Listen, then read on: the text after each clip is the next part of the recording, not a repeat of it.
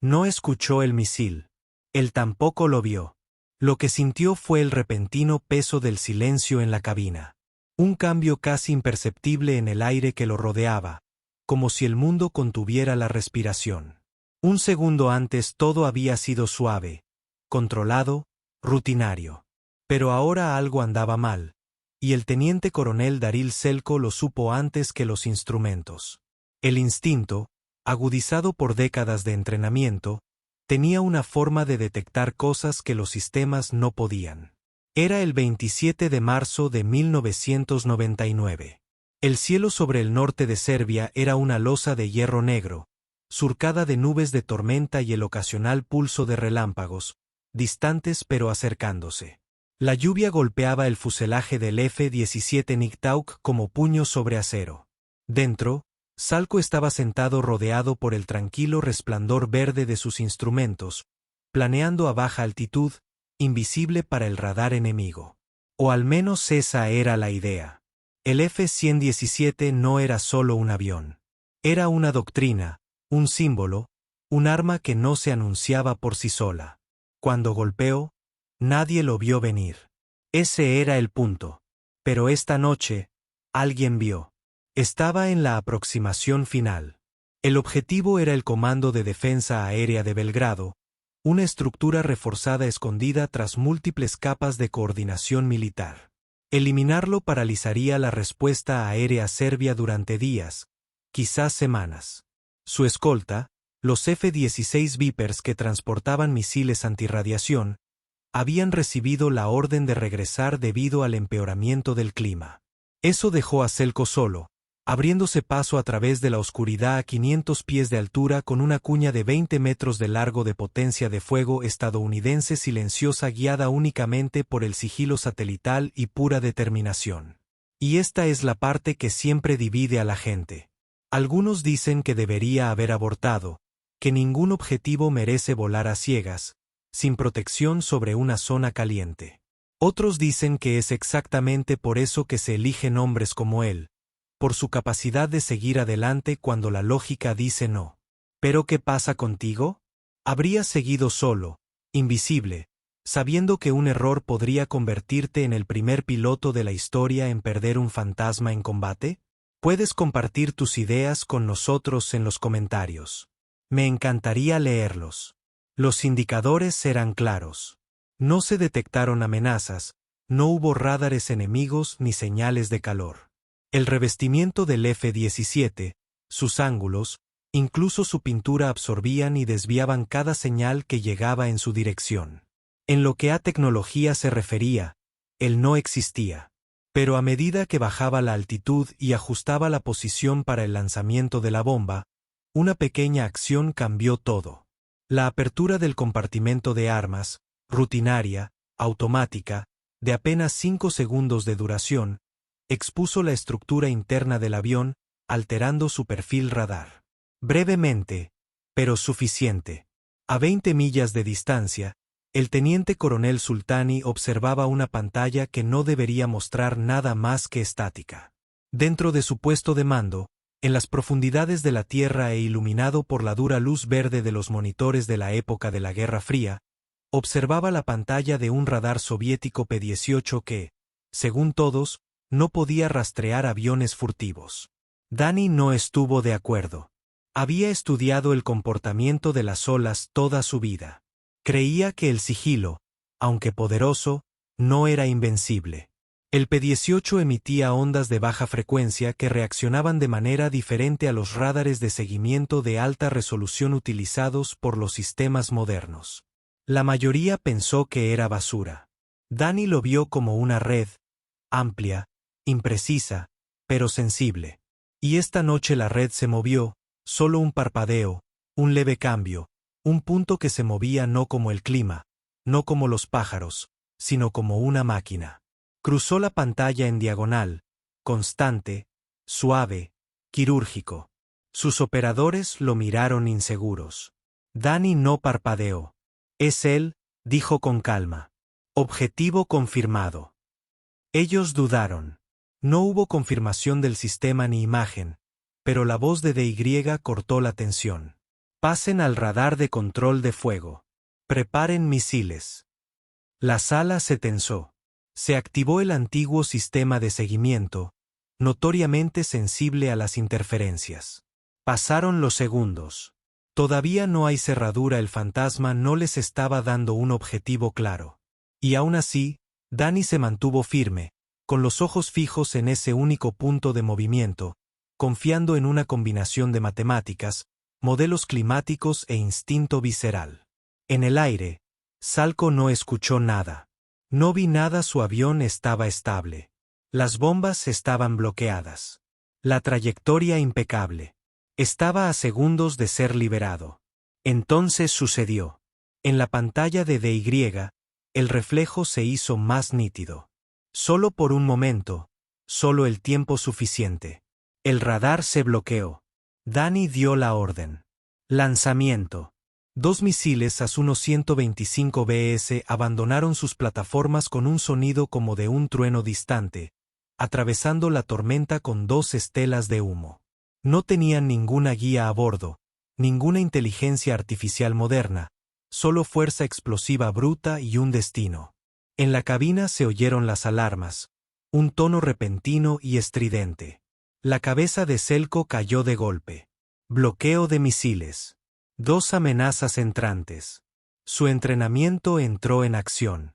Se inclinó bruscamente, llevando el avión a un ascenso evasivo. Pero el F-100 RON-17 no fue construido para maniobrar. Era una espada, no un escudo. El primer misil falló por poco, pasando la cabina con un rugido y desapareciendo entre las nubes. El segundo detonó. La explosión no fue fuerte. Fue repentino. Una explosión calculada con precisión que golpeó justo en el ala izquierda y la destrozó como papel, enviando una tormenta de fragmentos de alta velocidad que atravesaron la piel del avión. El F-17, diseñado para ser estable, sigiloso y silencioso, se transformó instantáneamente en un desastre giratorio y en llamas. Dentro de la cabina, el teniente coronel Daryl Selko fue lanzado hacia un lado. Las fuerzas G bloquearon su cuerpo en el asiento. Cada control que accionaba carecía de sentido mientras el avión giraba violentamente en medio de la tormenta. Las luces de advertencia estallan en la consola en un caleidoscopio de fallas. Se perdió el control del tono. Sistemas hidráulicos desaparecidos. Incendio en la bahía izquierda. El avión no respondía. Ya no estaba volando. Estaba cayendo y no limpiamente. Cayó con una violencia sobrenatural. El cielo exterior se convierte en una mancha de luz naranja, nubes negras y tenues destellos de relámpagos que cortan el humo. Sulco intentó estabilizarse, pero el avión no lo escuchaba. Él conocía el diseño. Sabía que no había bengalas, ni contramedidas, ni sistema de escape más allá de lo que sostenía en sus manos. El Niktauk fue construido para ser invisible, no para sobrevivir a un impacto. Y ahora estaba muriendo. Sus brazos se sentían como plomo. La presión en la cabina hacía que cada respiración fuera una lucha, cada movimiento una batalla contra la gravedad. Las fuerzas G presionaron con fuerza su pecho, pesando sobre sus extremidades y nublando su mente. En algún lugar del caos, alcanzó la manija de expulsión. Su visión palpitaba en los bordes, sus dedos estaban lentos. Él no pensó, no contaba los segundos ni calculaba la altitud. Él simplemente tiró. Y luego vino la violencia. El dosel salió volando, se arrancó en un instante y el asiento salió despedido con una fuerza que se sintió como si lo hubiera golpeado un tren. Por una fracción de segundo, no estuvo seguro de si el sistema había funcionado. No podía oír, no podía sentir, solo la presión del aire golpeando contra su cuerpo, la fina ráfaga de viento rasgando su traje y el frío vacío del cielo abierto a su alrededor. Entonces el conducto se abrió con una sacudida repentina y castigadora. Su caída se hizo más lenta y quedó flotando, girando suavemente, respirando, consciente, vivo. Debajo de él, los restos de su avión ardían entre las nubes. Un largo rastro de fuego que avanza en espiral hacia el suelo. Lo vio desaparecer detrás de una línea de Ergeline, seguido unos segundos después por un ruido sordo y distante. No hubo bola de fuego, solo un impacto mortal. Su misión había terminado. Su tapadera fue descubierta y aún estaba en el aire, flotando lentamente hacia territorio enemigo sin nada entre él y los equipos de búsqueda, salvo la oscuridad. Luego miró hacia arriba y vio el problema. El paracaídas, de color naranja brillante, muy visible, estándar de la OTAN, una bengala en el cielo. Él no maldijo. Él no entró en pánico. En ese momento supo que la supervivencia ahora se había convertido en algo más. El sigilo, el silencio, la invisibilidad, todo había desaparecido. Ya no era un fantasma en la noche. Era un hombre que caía en terreno hostil, y alguien en algún lugar ya había marcado el lugar. El descenso se sintió más largo de lo que debería. Suspendido bajo el paracaídas de color naranja brillante, Zelko flotaba silenciosamente sobre el oscuro paisaje. La tormenta amainó lo suficiente como para dejar al descubierto fragmentos del terreno de abajo. Pudo distinguir los contornos de campos fangosos, estrechas hileras de árboles, un camino rural sinuoso, en algún lugar más al oeste, un destello de faros en movimiento. Durante unos segundos, lo único más fuerte que el viento en sus oídos fue el sonido de su propia respiración. Su mano enguantada se extendió para presionar el micrófono de su radio de supervivencia. La transmisión fue breve y entrecortada. Mayday, Mayday, Mayday. Vega 31 eyectado, descendiendo, vivo. Al principio no hubo respuesta, solo estática. Entonces una voz familiar respondió con un crujido. Vega 31. Esto es magia. Copiar Mayday. Última posición conocida. La respuesta de Zelko fue tranquila.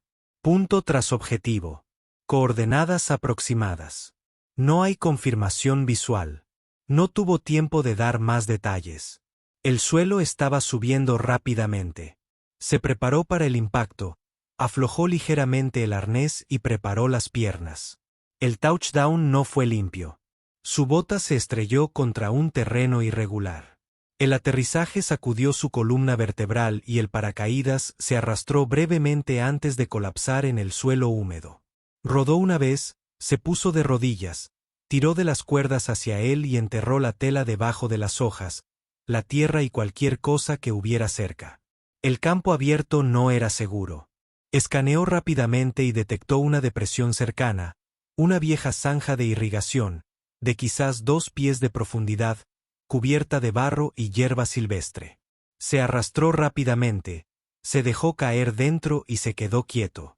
No hubo disparos, ni luces de búsqueda, ni gritos todavía, pero él sabía lo que venía. Presionó nuevamente la radio y susurró su estado. Vega 31 en tierra, intacto, a la espera de ser recuperado. La única respuesta fue estática. No podía arriesgarse a repetir la transmisión. Volvió a guardar la radio en su chaleco, se cubrió de barro el cuerpo, la cara y los hombros y se tumbó contra el suelo de la zanja. Su entrenamiento tomó el control. Simulacros de incendio, protocolos de supervivencia, disciplina psicológica.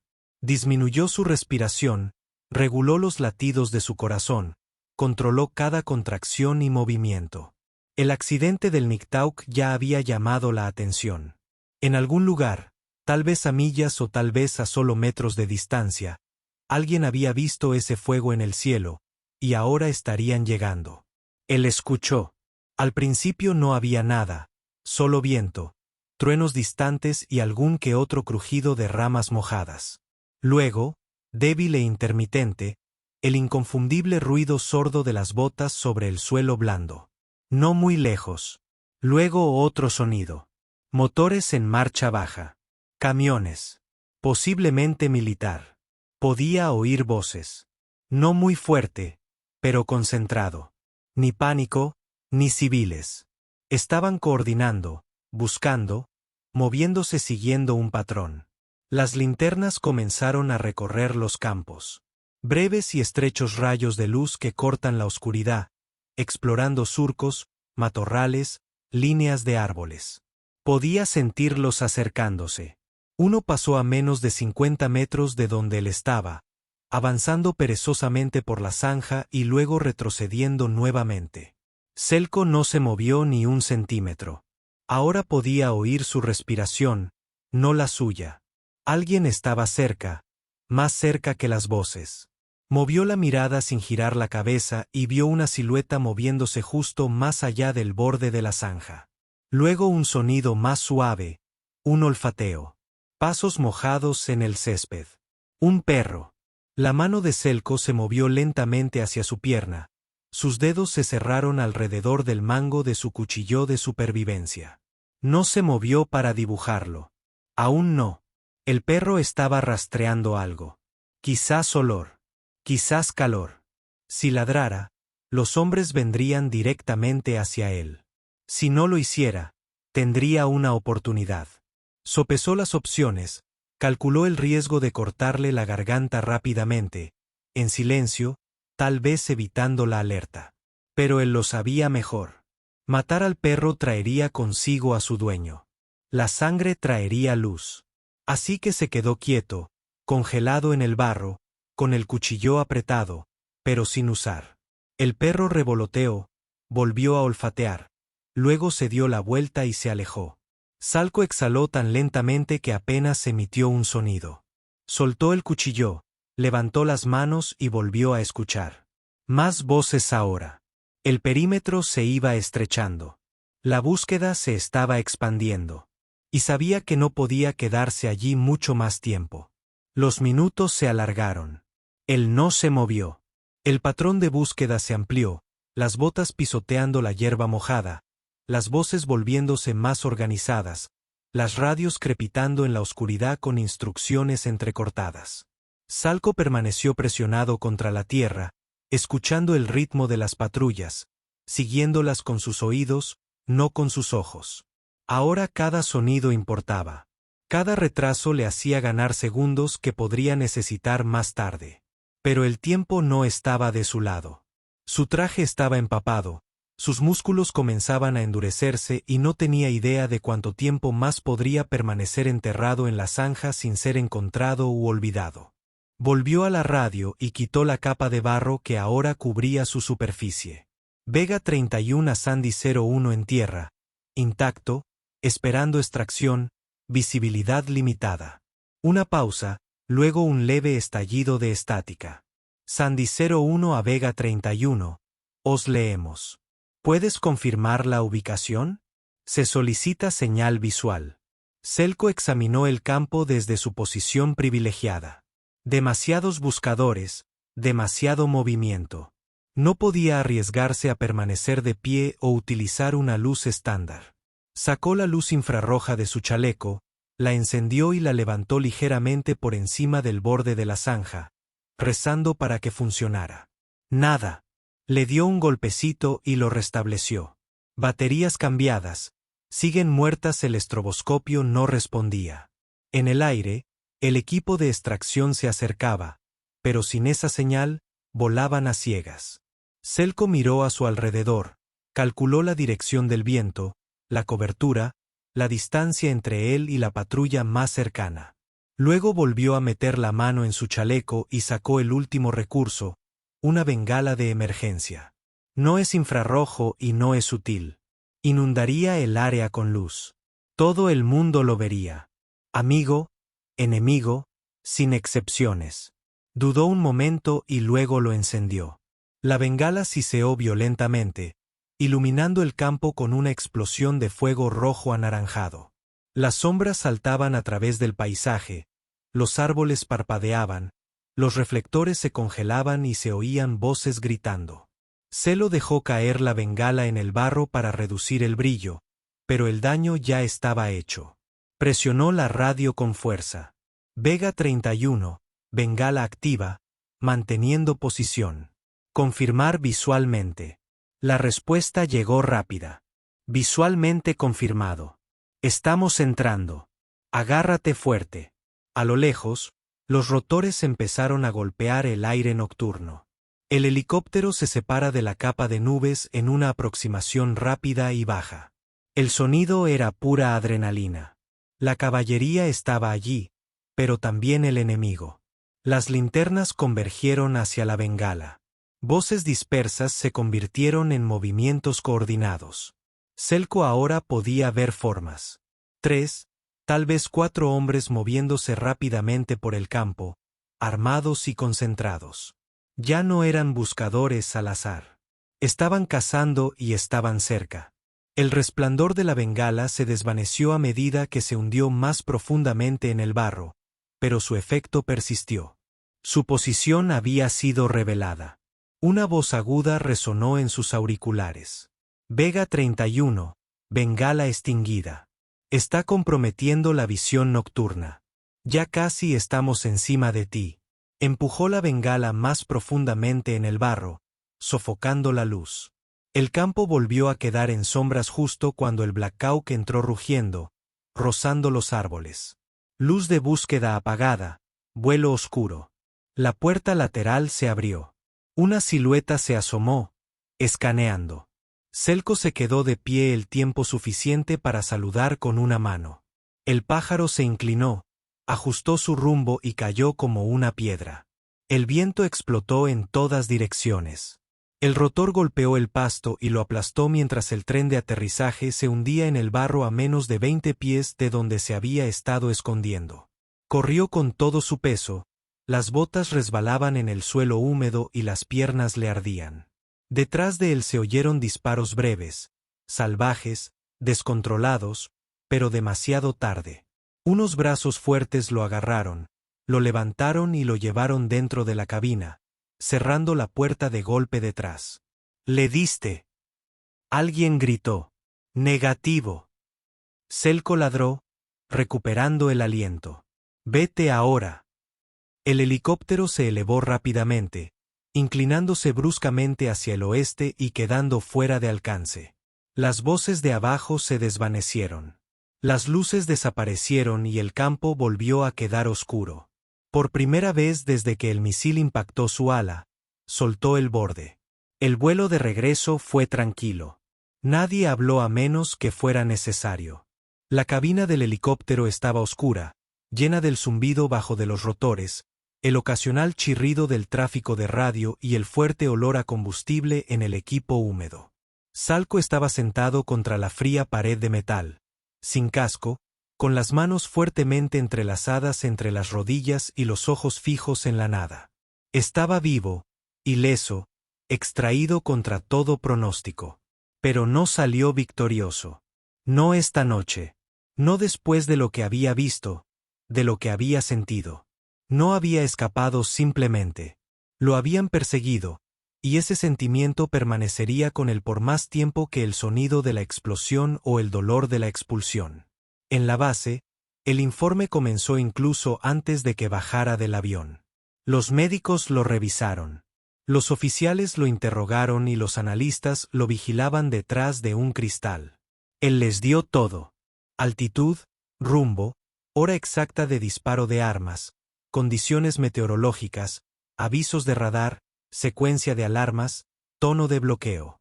Pero lo que no pudo darles, lo que nadie pudo medir, fue la parte que estaba detrás de sus costillas. Esa nítida y hueca conciencia de que alguien, en algún lugar, había burlado al sistema.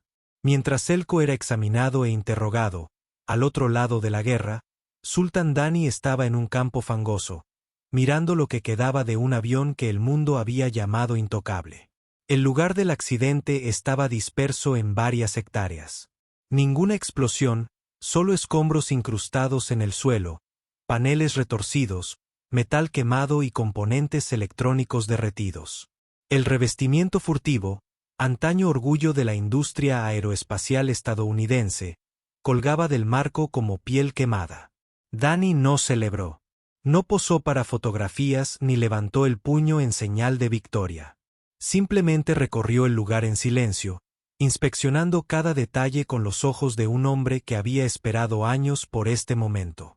Su tripulación recogió las piezas con cuidado, marcándolas, registrándolas y asegurándolas para el transporte. Los civiles ya habían oído los rumores. Algo grande había sucedido.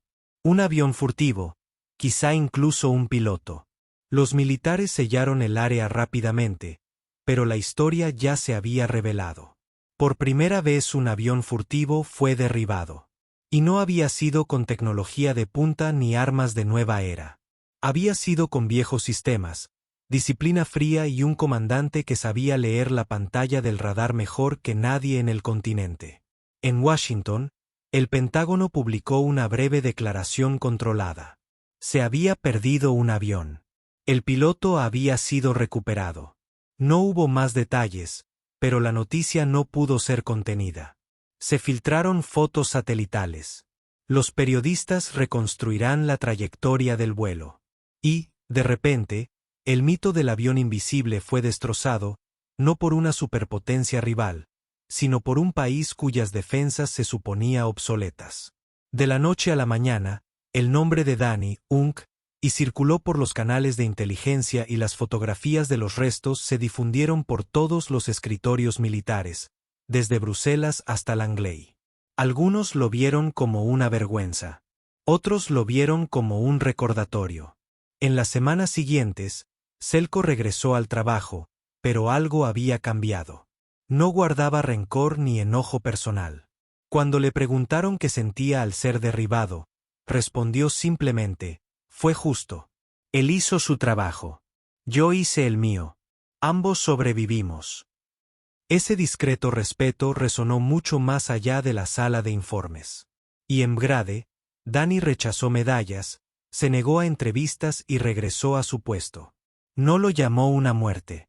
Lo dio por un momento. Pasaron los años. La guerra terminó.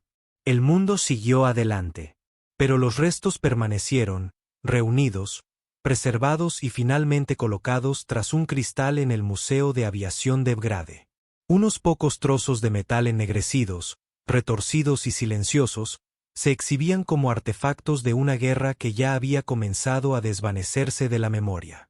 Los turistas pasaban junto a ellos, sin apenas mirarlos. La mayoría no entendía lo que veían, pero algunos sí, y Selko nunca lo olvidó. El tiempo pasó, no rápido ni limpio. Pero como todo pasa después de una guerra, las aristas afiladas se desvanecieron, los titulares se desvanecieron y el mundo avanzó. Los programas furtivos evolucionaron, nuevos aviones alzaron el vuelo. Las misiones de la OTAN se trasladaron a otras regiones. Los Balcanes se reconstruyeron lentamente. Para la mayoría, el derribo del Vega 31 se convirtió en una nota al pie, una anomalía en una campaña definida por la supremacía. Pero para dos hombres, nunca fue solo un incidente. Fue una noche que quedó grabada en la memoria, en el instinto, en silencio, algo que nunca abandonó sus huesos. Daryl Selko continuó sirviendo discretamente y con distinción. Nunca se dejó etiquetar como el piloto derribado. No buscó entrevistas ni reconocimientos. Regresó al aire, lideró nuevos escuadrones y fue mentor de pilotos más jóvenes. Cuando le preguntaron sobre esa noche, respondió con claridad y sin egoísmo: volé la misión. Me golpearon. Viví. Sin adornos, sin dramatismo, solo verdad. Pero en mi interior, la experiencia había transformado algo fundamental. No miedo, ni orgullo, sino algo más. Una conciencia más profunda de que, incluso en la era de los satélites y el sigilo, aún había espacio para lo inesperado, de que tras cada amenaza en pantalla, había un ser humano con paciencia, criterio y habilidad. El sultán Danny, por su parte, se desvaneció silenciosamente en la vida civil. Dejó el ejército poco después de la guerra, rechazó toda oportunidad de comercializar su nombre o historia, y en su lugar abrió una pequeña panadería en su pueblo, humilde, confiable, llena del aroma del pan y la comodidad de los días normales. Enseñó teoría del radar en la academia militar, pero nunca usó su propia historia como ejemplo. Dejó que los datos hablaran. Mantuvo la discreción, casi hasta la exageración, pero no por vergüenza ni superioridad, sino porque creía que Knight ya había dicho todo lo necesario. Y, sin embargo, bajo todo ese silencio, ambos hombres pensaron el uno en el otro. Durante años no hablaron, no lo intentaron. Pero el pensamiento persistió, no como una cuestión de culpa o de venganza, sino de comprensión. Uno había volado a través del fuego. El otro lo había encontrado en la oscuridad. Dos hombres que nunca se habían visto la cara, pero que habían cambiado sus vidas de una manera que nadie más podría entender. En momentos de tranquilidad, tomando un café, durante vuelos rutinarios o caminando al trabajo, imaginaban cómo habría sido el otro. ¿Qué clase de hombre podía mantener la concentración bajo presión? ¿Qué clase de hombre podía confiar su vida a una máquina y volar solo en medio de una tormenta? Con el tiempo, ese pensamiento se convirtió en una carta, y esa carta en un encuentro. En 2011, 12 años después de aquella larga noche sobre Serbia, Daril Selko voló de regreso, no en un avión furtivo, sino en un vuelo comercial a Belgrado. No llevaba uniforme ni séquito. Era mayor, con las sienes canosas, arrugas alrededor de los ojos y una serena quietud en su postura. Lo esperaban en un pequeño café a las afueras de la ciudad Sulta y Dani. También mayores, también más lentos, pero con la misma serena precisión en sus movimientos. La forma en que veía el mundo. Se estrecharon la mano, firmes. Sin incomodidad, sin pretensiones, solo dos hombres que sabían exactamente por qué estaban allí. Se sentaron y pidieron café. Los primeros minutos fueron tranquilos, el tipo de silencio que no necesitaba ser llenado. Luego, lentamente, empezaron a hablar sobre frecuencias de radar, sobre la nubosidad, sobre altitudes de eyección, la sincronización de las bengalas y la tensión en los viejos sistemas de misiles. Y luego sobre la familia, sobre los hijos, sobre la vida después del servicio, sobre cómo ninguno de los dos había contado realmente su historia completa a mucha gente. No porque la ocultaran, sino porque no querían convertir algo real en algo performativo. No hablaban como enemigos. Ni siquiera hablaban como veteranos.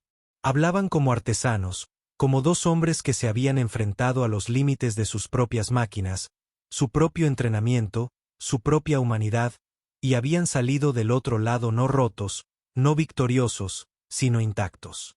Ambos habían tomado decisiones esa noche. Ambos las habían ejecutado a la perfección. Ambos habían sobrevivido. Cuando terminaron su café, se quedaron de pie bajo la luz de la tarde, y Dani dijo algo que se les quedó grabado.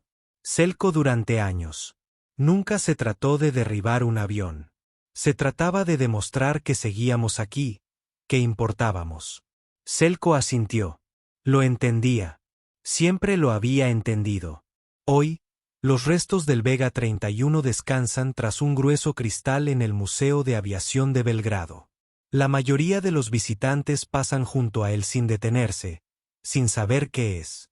Solo otro armazón retorcido de metal en una sala llena de máquinas viejas. Pero si te fijas bien, hay un cartel. Y si lo lees, encontrarás dos nombres. No de generales, ni de políticos, sino de dos hombres que se encontraron una vez en el cielo y otra en tierra. Uno pilotó una máquina diseñada para ser jamás vista. El otro vio lo que nadie más pudo, y ambos se marcharon no con gloria, sino con algo mucho más raro en la guerra: respeto mutuo. Porque algunas historias no terminan con explosiones ni metales. Otras terminan con un apretón de manos.